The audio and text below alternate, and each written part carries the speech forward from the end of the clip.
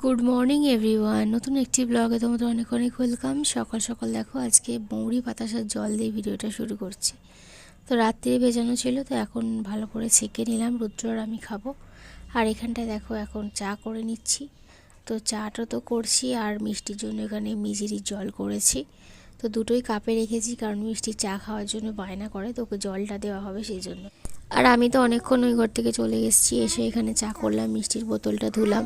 আর এখানে দেখো রুদ্র এখন এসছে, আর মিষ্টি খুব অন্যায় করছে, খালি বাইরে বেরিয়ে যেতে চাইছে বলে ওর বাবা ওকে এরকমভাবে বকছে, কিন্তু লাস্টে ওর বাবা নিজেই হেসে ফেলেছে, তাই মিষ্টিও হেসে ফেলেছে। তো যাই হোক, চলে আসছে, তো এবারে এখন চা খেয়ে নেবে। আর চলো ওর খাবারটা আমি গুছিয়ে দিচ্ছি। এখন রান্না করার সময় শেয়ার করতে পারিনি, তো এখন দেখে নাও, এখানে দেখো ঘন করে ডাল করেছি। আর এখানে দেখো তরকারিটাও খুব ঘন করে করেছি, বেশি পাতলা ঝোল করিনি আজকে। তো খেতে খুব ভালো হয়েছিল। আর এখানে শিম আলু ভাতে মাখা আছে, আর এখানে মিষ্টির জন্য একটা ডিম সেদ্ধ রয়েছে। তো এই হচ্ছে আজকে আমাদের রান্নাবান্না। আর এখানে দেখো তারপরে ওর খাবারটা গুছিয়ে দিয়ে আমি দেখো এখানে খেতে বসেছি। আজকে বিট, আলু, গাজর, মটরশুঁটি দিয়ে একটা তরকারি করেছিলাম। তবে বিটের জন্য আর কোনো সবজির কালারই বোঝা যাচ্ছে না, বা কটা সবজি আছে বোঝা যাচ্ছে না। আর এখানে দেখো খাওয়া দাওয়া করার পরে ওর মা গেছিলো দোকানে, তো সেখান থেকে আবার মাছ পাঠিয়ে দিয়েছে। এগুলো হচ্ছে বেলে মাছ, তো অনেকটা পাঠিয়েছে। কিছু আজকে করা হবে ওর বাবার জন্য, আর কিছুটা রেখে দেওয়া হবে, কালকে আমাদের সবার হয়ে যাবে। তো সেই জন্যই মাছগুলো ওর মা এখন বেছে দিচ্ছে, কারণ মাছ টাছ তো আমি বাছতে পারি না। আর এখানে দেখো আমি এখন মাছ ভাজছি, ওর মা মাছটা বেছে দিয়ে চলে গেছে দোকানে। আমি এখন মিষ্টিকে নিয়ে মাছটা ভেজে নিচ্ছি। তো এই যে দেখো মিষ্টিকে বলছি সরে বস, ও কিছুতেই সরে বসবে না। তো যাই হোক ওইখানটা বসে আছে। আর এখানে দেখো মাছগুলো এখন ভাজা হচ্ছে, তো হাফ মাছ রেখে দেবো, আর অল্প কটা মাছ ঝাল করে দেবো, দুবেলার জন্য হয়ে যাবে ওর বাবার। আর এই বেলে মাছটা খেতে কিন্তু খুব সুন্দরই লাগে দেখতে, ছোট ছোট, কিন্তু খেতে খুব টেস্ট আছে। তো মিষ্টির জন্য একটা ভাজা রেখে দেবো, বাদ বাকি ওর বাবার জন্য ঝাল করে দিলেই আমার এখন রান্না হয়ে যাবে। আর রান্না তো কিছুই ছিল না, সকালে হয়ে গিয়েছিল, তবে আবার এটা আনতে এই রান্নাটা আবার করছি। তো রোজ রোজ আমরা ডিম দিয়ে ভাত খাই, ওর বাবা শুধু আলু ভাতে ডাল দিয়ে খায়, তো সেই জন্য আজকে মাছ নেওয়া হয়েছে।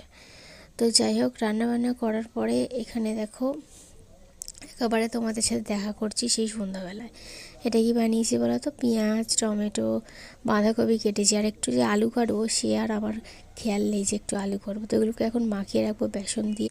এটা দিয়ে করব হচ্ছে একটু পকোড়া। তো অনেক দিন থেকে পকোড়া খেতে ইচ্ছা করছিল, অনেক পেঁয়াজ এনেছে জানো তো, পেঁয়াজি করার ইচ্ছে ছিল, তবে শুধু পেঁয়াজি করলাম না, ভাবলাম যে একটু বাঁধাকপি দিয়ে মাখিয়ে রাখি। তবে আলুটা দিতে একদমই খেয়াল করিনি, যখন খাচ্ছি তখন মনে পড়ছে কেন যে আলুটা দিলাম না, আলুটা দিলে অনেকটা ভালো হতো। তো যাই হোক ওটাকে মাখিয়ে রেখেছি। তখন কিন্তু মিষ্টি ছিল না, মিষ্টি ওদের বাড়ি ছিল, তারপরে আটা মেখে ওদের বাড়ি থেকে নিয়ে এসেছি। এখন দেখো এখানে দুষ্টুমি শুরু করেছে আসার পরেই। দেখো তো বাবা এলো কি, ও বাবা রে, এটা কি কান্না হচ্ছে, এটা কি কান্না, এটা দুষ্টু কান্না। মুখটা দেখি, মুখটা দেখি, মুখটা দেখি, এই দুষ্টু, আরে মুখটা দেখি, মুখটা দেখি, হ্যাঁ পাপা।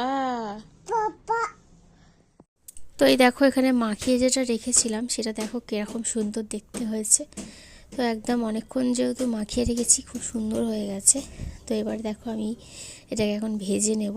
আর আমি এরকমভাবেই ভাজি, বেশি তেল দিয়ে ভাজি না, অল্প করে তেল দিয়ে ভেজে নিয়েছি। আর খেতে কিন্তু খুব সুন্দর হয়েছিল।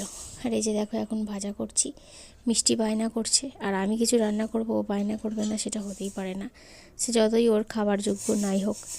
তো একটুখানি সামান্য দিয়েছিলাম, কারণ ওকে না দিলে আমার আবার ভালো লাগে না।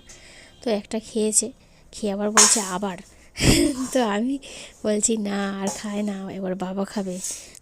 আর এখানে দেখো রুদ্রর পায়ে অনেক দিন থেকেই লাগছিল, তবে আজকে একটু বেশি বাড়াবাড়ি হয়ে গেছে, তাই আমি ওকে এখন তেল মালিশ করে দেবো। আর এখানটা দেখো তেলের বাটিটা দেখে কেউ আবার কিছু বলো না, কারণ এটা হচ্ছে মিষ্টির তেলের বাটি, সপ্তাহে একদিন করে মাজা হয়। আর ওই দিন যেহেতু তেল ওকে ফুটিয়ে গরম করে মাখাই, তো সেই জন্য তেলের বাটিটা এরকম কালচে দাগ হয়ে গেছে। তো সেটাতে আমি মিষ্টির বাবার জন্য তেল গরম করেছি, করে দেখো এই পাটা এইখান থেকে পুরোটাই যে যতটা আমি মালিশ করে দিচ্ছি ততটা পর্যন্ত ওর খুব পরিমাণে ব্যথা।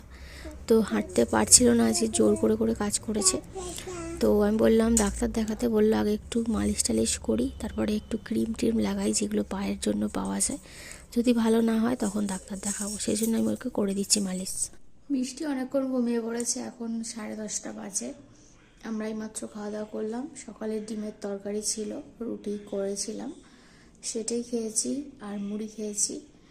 আর তো চলো আজকের ভিডিওটা এখানে শেষ করে দিচ্ছি। সবাই ভালো থেকো, দেখা হবে কালকে। Good night.